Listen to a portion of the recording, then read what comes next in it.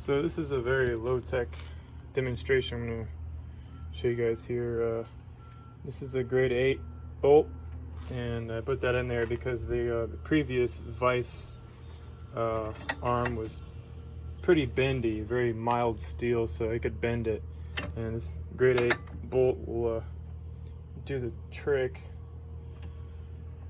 But anyways, I also have a piece of river stone here that I had crushed previously, and I have a little baggie underneath to capture some of the material as it's crushed.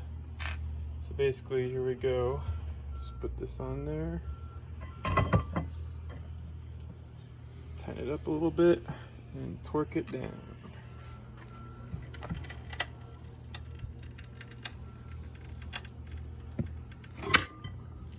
Go another round.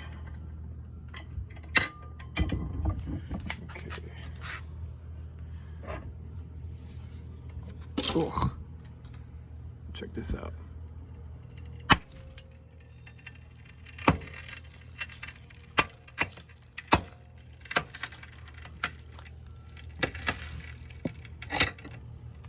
One more time.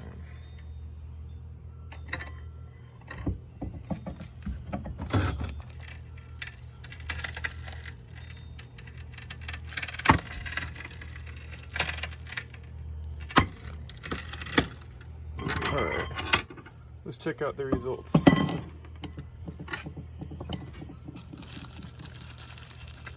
little shaky.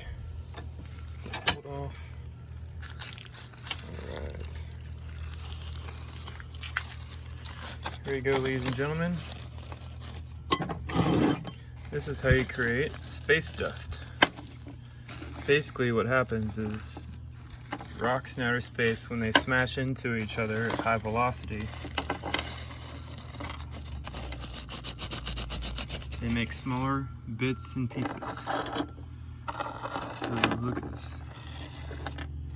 See all this really fine particles mixed in with sand type particles mixed with larger stones. And this is all from one larger piece, and then you have the oblong shaped pieces, obviously, some more round than others. But if you zoom in on here, you can see that,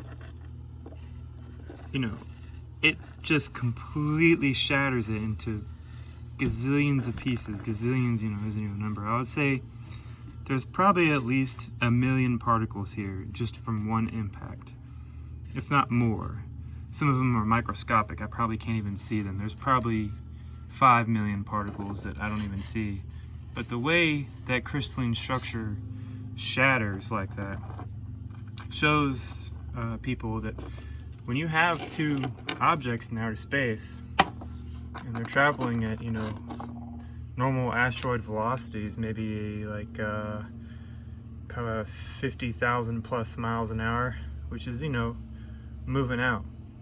It's not going to make smaller bits and pieces, as we saw.